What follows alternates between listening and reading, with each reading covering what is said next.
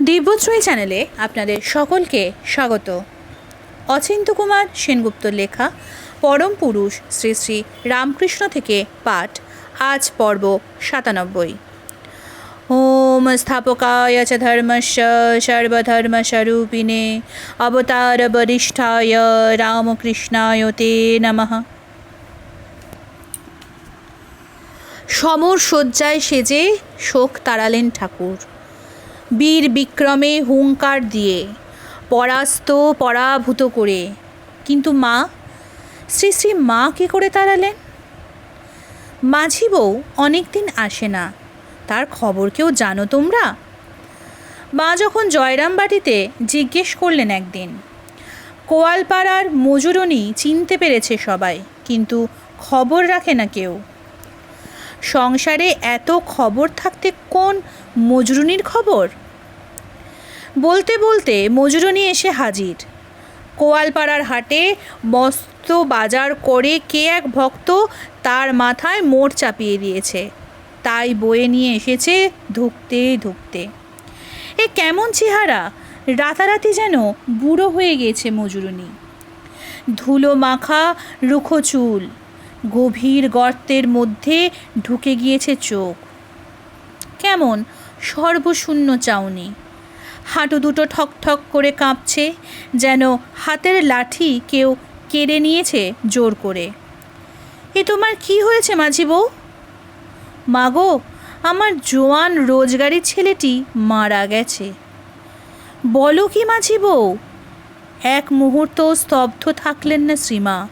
ডাক ছেড়ে কেঁদে উঠলেন, আকুল অন্ধ আর্তনাদ।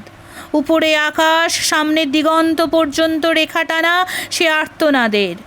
কখনো লুটিয়ে পড়ছেন মাটিতে, কখনো বা কাঁদছেন বারান্দার খুঁটিতে মাথা রেখে। জগতের সমস্ত মৃত পুত্রা জননীর শোক নিজের মধ্যে টেনে নিয়ে ধুয়ে দিচ্ছেন নিরর্গল অশ্রু জলে।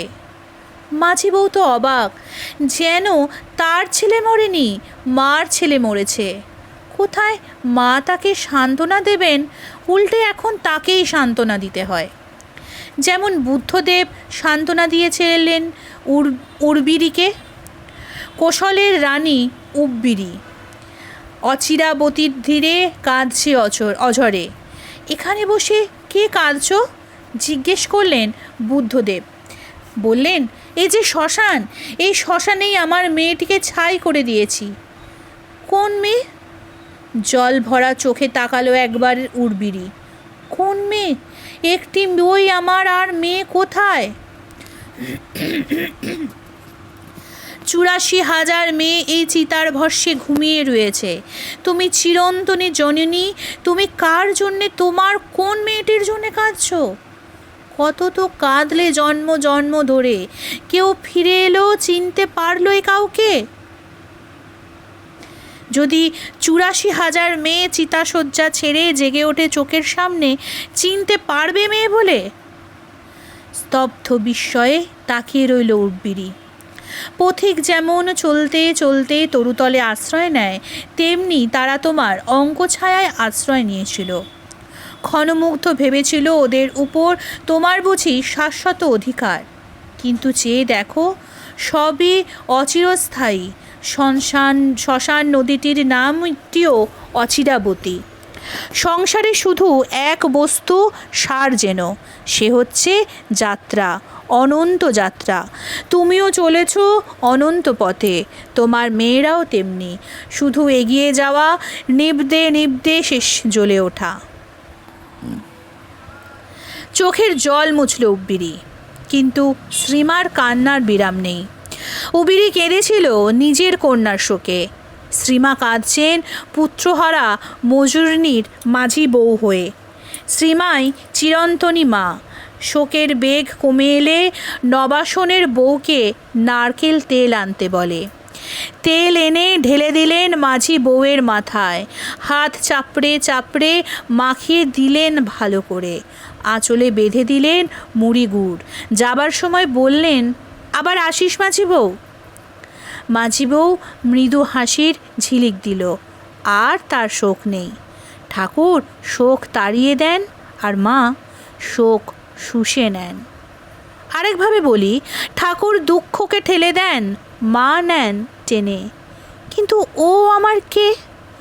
রামলালের বিয়ে, সারদা চলেছে কামারপুকুর। দাঁড়িয়ে দাঁড়িয়ে দেখলেন ঠাকুর, যতদূর চোখ যায়। ভাবলেন, ও আমার কে? খেতে বসছেন ঠাকুর, বলরাম কাছে এসে, আরও হয়তো কেউ কেউ। আচ্ছা, আমার বিয়ে কেন হলো বলো দেখি? স্ত্রী আমার কিসের জন্যে হলো? পরনের কাপড় ঠিক নেই, তার আবার স্ত্রী কেন? বলরাম হাসলো একটু মুখ টিপে। ও বুঝেছি। থালা থেকে এক গ্লাস তুললেন ঠাকুর, বলরামের দিকে ইশারা করলেন, এই এর জন্যে হয়েছে, নইলে কে আর অমন রেঁধে দিত বলো? কে আর অমন করে খাওয়াটা দেখতো? ওরা সব আর চলে গেল। কে চলে গেল? রামলালের খুড়ি গো। রামলালের বিয়ে হবে, তাই তো সব গেল কামারপুকুর। দাঁড়িয়ে দাঁড়িয়ে দেখলুম, কিছুই মনে হলো না।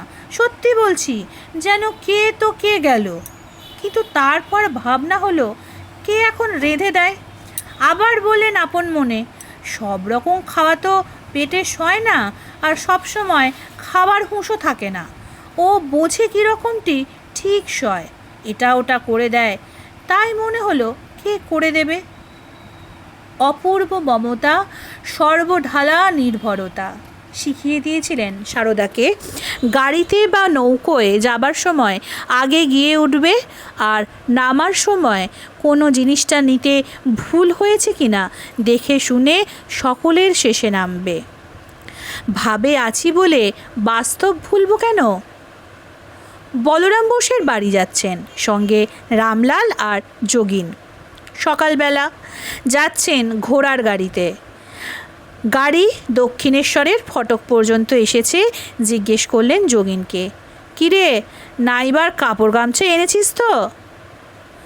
গামছা এনেছি, কাপড়খানা আনতে ভুল হয়েছে। কথাটা উড়িয়ে দিতে চাইলে যোগিন। তা বলরাম বাবুরা আপনার জন্যে একখানা নতুন কাপড় দেখে শুনে দেবেক্ষণ। সে কি কথা?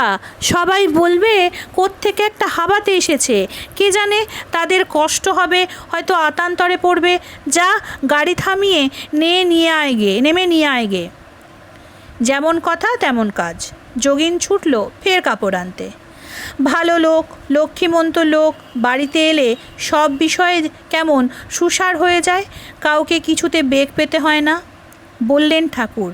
আর হাবাতে হতচ্ছাড়াগুলো এলে সব বিষয়ে বেগ পেতে হয়। যেদিন ঘরে কিছু নেই, সেই দিনই এসে হাজির হলো হতচ্ছাড়ারা। ঠাকুরের সঙ্গে হাজরাও মাঝে মাঝে আসে কলকাতায়, কিন্তু সেও ফেলে গিয়েছিল গামছা। দক্ষিণেশ্বরে ফিরে হুঁশ হলো, কই, আমি তো নিজের গামছা বা বটুয়া একবারও ভুলে ফেলে আসি না। ভগবানের নামে কাপড় থাকে না পরনে, কিন্তু ভাবমুখ ছেড়ে বাস্তব মুখে এসে করাক্রান্তির ভুল চুক নেই। আর তোর একটু জব করেই এত ভুল? ভক্ত হয়েছিস বলে ভুলে হবি কেন? বোকা হবি কেন? কে কাকে ভক্তি করে? ভক্ত আপনাকে আপনি ডাকে বললে প্রতাপ হাজরা। এ তো খুব উঁচু কথা। আপনার ভিতর আপনাকে দেখতে পেলে তো সবই হয়ে গেল। ওইটি দেখতে পাওয়ার জন্যেই সাধনা, আর ওই সাধনার জন্যেই শরীর। সার্থক উপমা দিলেন ঠাকুর। যতক্ষণ না স্বর্ণ প্রতিমা ঢালাই হয়, ততক্ষণ ছাঁচের দরকার। হয়ে গেলে ফেলে দাও মাটির ছাঁচ। ঈশ্বর দর্শন হলে কি হবে আর শরীর দিয়ে? তিনি তো শুধু অন্তরে নন, অন্তরে বাহিরে। নয়নের সম্মুখে শুধু নন, নয়নের মাঝখানে। লক্ষ্মী এসেছে এবার, রামেশ্বরের মেয়ে, রামলালের আপন বোন। 11 বছর বয়সে বিয়ে হয়েছে ধনকৃষ্ণ ঘটকের সঙ্গে। সেবার রামেশ্বরের অস্থি নিয়ে দক্ষিণেশ্বরে এসেছে রামলাল। ঠাকুর জিজ্ঞেস করলেন, কেমন আছে লক্ষ্মী? তার বিয়ে হয়েছে বললে রামলাল। বিয়ে হয়েছে? সে বিধবা হবে। মুখ দিয়ে বেরিয়ে এলো ঠাকুরের। হৃদয় কাছে বসেছিল, ফোঁস করে উঠল। তাকে আপনি এত ভালোবাসেন, তার বিয়ে হয়েছে শুনে কোথায় তাকে আশীর্বাদ করবেন তা নয়, কি একটা ছাইবাস্য কথা বলে ফেললেন। কি বললাম বলতো? ঠাকুর তাকালেন শূন্য চোখে। কি মাথা মুন্ডু বললেন, শুনে আর কাজ নেই। কি করব, মা বলালেন যে। ঠাকুর বললেন গম্ভীর কণ্ঠে, লক্ষ্মী মা শীতলার অংশ, ভারী রোখা দেবী, আর যার সঙ্গে তার বিয়ে হয়েছে সে সামান্য জীব, সে পুড়ে যাবে। সামান্য জীবের ভোগে আসতে পারে না লক্ষ্মী। ধনকৃষ্ণ নিরুদ্দেশ হয়েছে। কোথায় কি কাজের সন্ধানে যাচ্ছে বলে বেরুলো, আর ফিরল না। 12 বছর কেটে গেল। কুশপুত্তলিকা দাহন করে শ্রাদ্ধ শান্তি করে খোলসা হলো লক্ষ্মী। শ্বশুরবাড়ির কিছু সম্পত্তি তার ভাগে পড়েছে। তাই শুনে ঠাকুর বললেন, কোন শোনো সম্পত্তি জোটাসনি, আটকুরের আবার সম্পত্তি কি? শরীরদের নামে লিখে দিল অংশ। ধর্ম কর্ম যা সব ঘরে বসে করবি, বাইরে তীর্থে তীর্থে একলাটি ঘুরে বেড়াবি নে, কার পাল্লায় পড়বি কে জানে, আর ওই খুড়ির সঙ্গে থাকবি, বাইরে বড় ভয়। বললেন সারদাকে, লজ্জাই নারীর ভূষণ, বলো না লক্ষ্মী সে পদটি, অবলার অবলায় বৃদ্ধি, অবলার অবলায় সিদ্ধি। নবতখানায় প্রতিষ্ঠা হলো সারদার, লজ্জা রূপেণ সংস্থিতা। দরমার বেড়ায় আঙুল প্রমাণ ছেঁদা হয়েছে একটা, তারই উপর চোখ রেখে দাঁড়িয়ে দাঁড়িয়ে দেখবার চেষ্টা করে সারদা। পাশেই থাকে কখনো লক্ষ্মী। মন্দিরের প্রাঙ্গণে এত সব নাম নৃত্য, এত সব ভাব ভক্তি, একটু দেখবে না ওরা? সেই ছেঁদা ক্রমে ক্রমে একটু বড় হয়েছে বুঝি। ঠাকুর পরিহাস করে বললেন রামলালকে, ওরে রামনেলো, তোর খুঁড়ের পর্দা যে ফাঁক হয়ে গেল। নবাবকে বলেন খাঁচা, সারদা আর লক্ষ্মীকে সুখসারি। নিজের ঘরে ফল মূল মিষ্টি নামলে রামলালকে বলেন, ওরে খাঁচায় সুখসারি আছে, ফল মূল ছোলা টোলা কিছু দিয়ে আয়। ঠাকুর শুয়ে আছেন খাটের ওপর, চোখ বুজে শুয়ে আছেন। সন্ধে হয়ে গিয়েছে অনেকক্ষণ। খাবার রাখতে সারদা ঘরে ঢুকেছে আলগোছে। বেরিয়ে যাচ্ছে, ঠাকুর বলে উঠলে, দরজাটা বন্ধ করে দিয়ে যাস। ভেবেছেন লক্ষ্মী এসেছে বুঝি। দিচ্ছি। কণ্ঠস্বর শুনে চমকে উঠলেন ঠাকুর। বললেন, আহা তুমি, আমি ভেবেছিলুম লক্ষ্মী, কিছু মনে করোনি। দিয়ে যাস তুই? না না, তুমি দিয়ে যেও, বন্ধ করে দিয়ে যেও দরজা। সারা রাত ঠাকুরের আর ঘুম হলো না। সকালবেলা নবতে এসে হাজির, বললেন অপরাধীর মতো, দেখো গো, সারা রাত আমার ঘুম হয়নি ভেবে ভেবে, কেমন অমন রুখো কথা বলে ফেললুম। বাপ নেই, মা পাগল, নাম রাধু।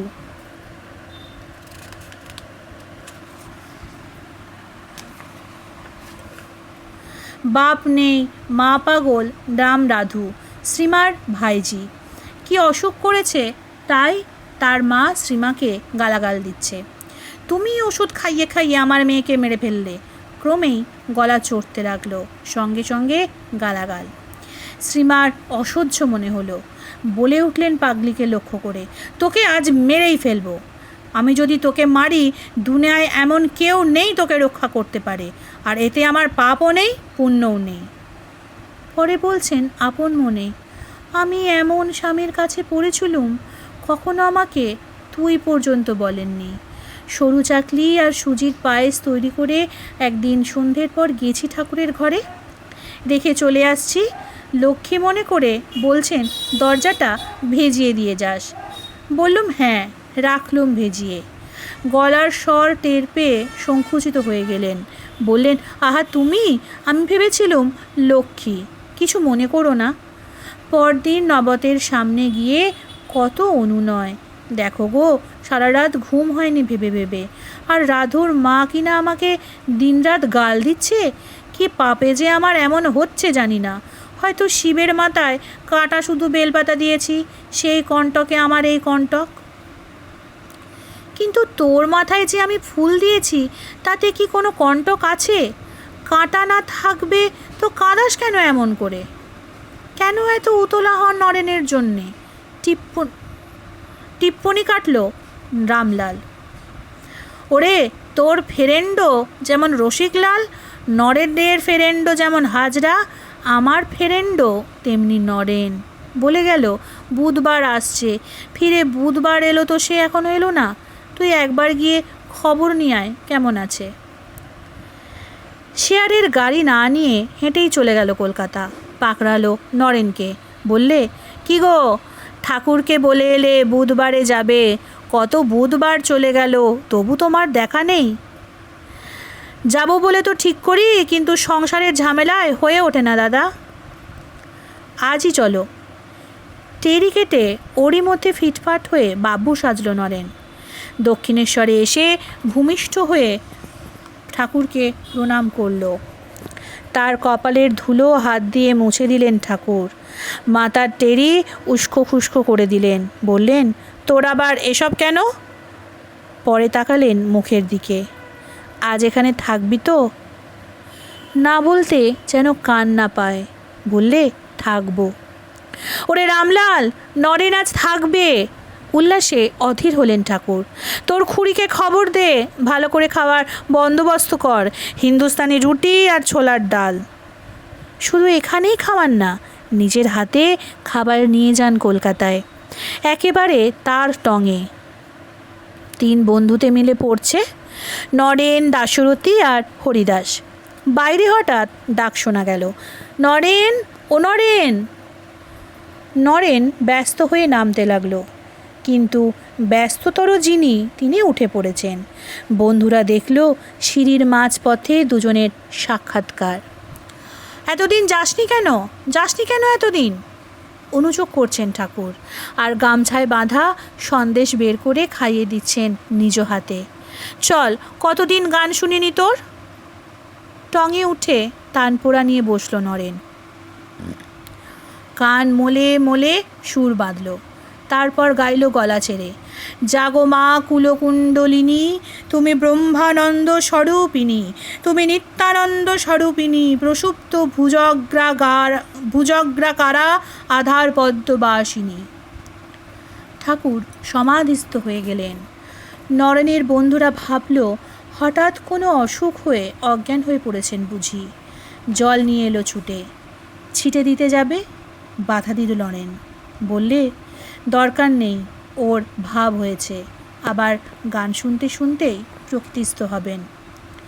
যেমন বলা তেমনি চলল গানের নির্ঝর স্রোত। ঠাকুর চলে এলেন সহজাবস্থায়। বললেন, যাবি আমার সঙ্গে দক্ষিণেশ্বর, যাবি? কতদিন যাসনি, চল না আজ, বেশিক্ষণ না হয় নাই থাকলি, আবার না হয় ফিরে আসবি এখুনি, যাবি? যাব। ঠাকুরের সঙ্গে বেরিয়ে পড়ল নরেন। পড়ে রইল বই, পড়ে রইল তানপুরা। ওম নিরঞ্জনং নিত্যমনন্তরূপং ভক্তানুকম্পাধৃতবিগ্রহং বৈ ঈশাবতারং পরমেশমিড্ডং তং রামকৃষ্ণং শিরসা নমামি। আজকের পর্ব এখানেই শেষ হলো। পরবর্তী পর্ব আসবে আগামীকাল। সঙ্গে থাকুন, সুস্থ থাকুন, ভালো থাকুন। কেমন লাগছে জানাতে যেন একদম ভুলবেন না। জয় ঠাকুর।